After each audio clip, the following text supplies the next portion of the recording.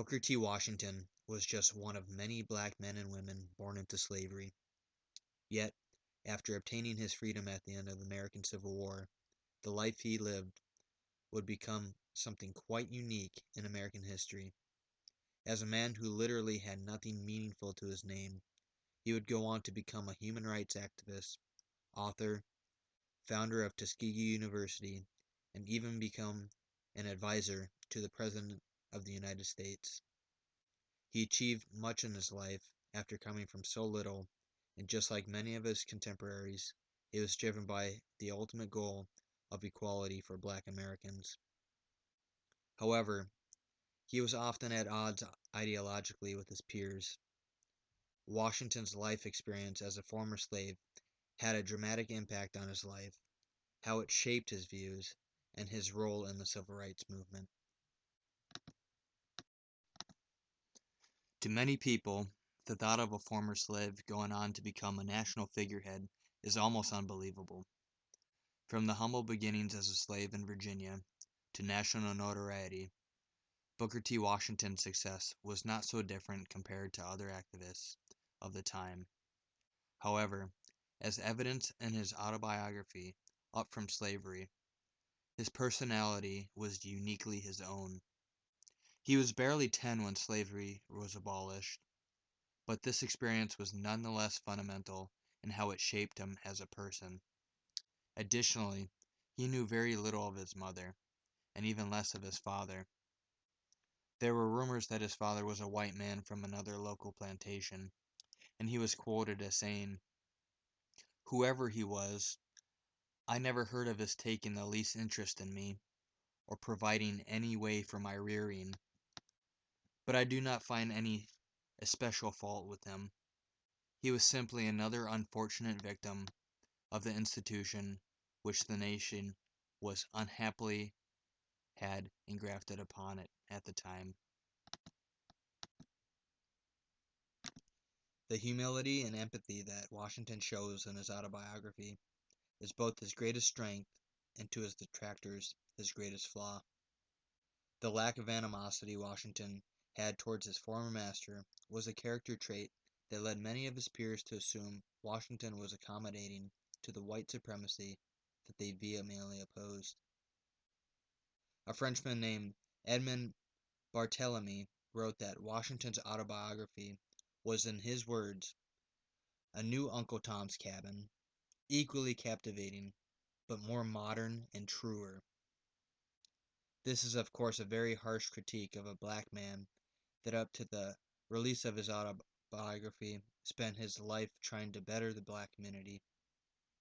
Washington's persona was more individualistic, and he did not ascribe to the notion that the black race, or any race for that matter, was a monolith.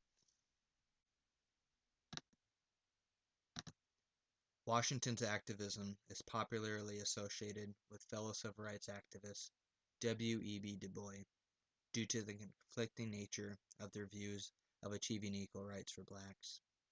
There were many differences that separated Du Bois and Washington personally, as well as ideologically. Du Bois' northern upbringing was in stark contrast to Washington's. Their difference is best demonstrated in the platform of the Niagara Movement, which consisted mostly of northern blacks. They emphasized rights rather than duties, grievances rather than faults, and difficulties rather than opportunities. Washington often made attempts to appeal to both white and black people of the middle class to gain support, and although many criticisms were from fellow black activists, according to Charles K. Peel, Washington was far from being uniformly popular in the white community, even among those whites who were impressed by his learning and demeanor. In order to understand Booker T. Washington's personality in a way that either gives a reason for this perceived commendation or rebukes it altogether, is the daily life he lived as a young man in slavery in the years following the Civil War during Reconstruction. The mundane tasks, inhuman and remedial labor in slavery made him strong-willed and gave him the ability to persevere through the hardest of times. To Washington, being a slave in the American South was to live a life no better than an animal's. Washington explained, on the plantation in Virginia, and even later on, the meals were gotten by the children much as dumb animals get theirs. However, there is a contrasting mentality that Washington had towards whites, especially the one in his charge of the plantation that he was on. One may get the idea from what I had said that there was bitter feeling toward the white people on part of my race. In the case of slaves on our place, this was not true, and it was not true of any large slave plantation in the South that were treated with anything like decency.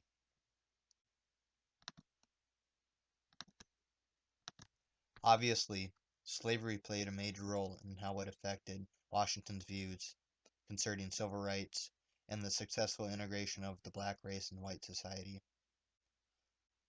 His experience in slavery and the interaction between the young black and white children on the Virginia plantation in his adolescence had a profound impact on his life.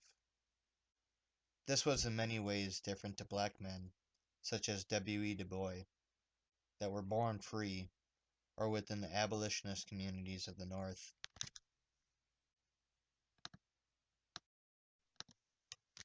Upon the creation of the NAACP, the organization's goal was that of all civil rights activists, including Washington's. However, his feelings towards the organization were deeply resentful, as they were more closely aligned with the philosophy of Du Bois. Washington felt the organization focused on the unhelpful approach of agitation and criticism, and he was more interested in more progressive and constructive work. At an NAACP conference in 1910, he was bewildered at the mentality of black members of the organization that with the help from white conferees, blacks could obtain progress within the civil rights movement with demands, resolutions, or name-calling. Washington was so compelling to his supporters because of his ability to compromise with both sides of the argument. His so-called accommodation to whites was a political position that was just the reality of the time. One must take into account the political landscape of the era in which Washington lived. Defeat in the Civil War and the abolition of slavery was still fresh on the minds of the Southern aristocracy that mere decades ago were masters of the new black citizens. The South was based on agriculture, and poor Southern whites now had to contend with newly freed slaves for employment. Animosity towards blacks was high, and from the domestic terrorism of the Ku Klux Klan to corrupt local municipalities, Washington realized that accommodation, as it was called, or bipartisanship, was the only realistic path to success. The racist attitudes that persisted in the country after the passage of the 13th Amendment, especially with white Southerners, was a near unsurmountable obstacle for civil rights. The political landscape of post-war Reconstruction was not conducive to any realistic advancement of black equality. The concept of civil rights for former slaves in America was to many a radical notion. To Southern whites, activists like Du Bois, in comparison to Washington, were radicals in a radical ideology.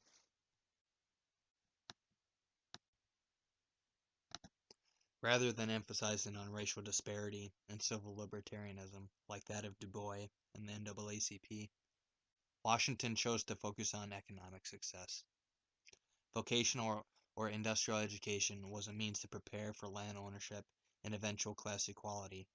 This was a catalyst for the founding of Tuskegee University. Booker T. Washington's life was intrinsically linked to slavery and to equality for black Americans. By 1895, he was the most famous black man in America.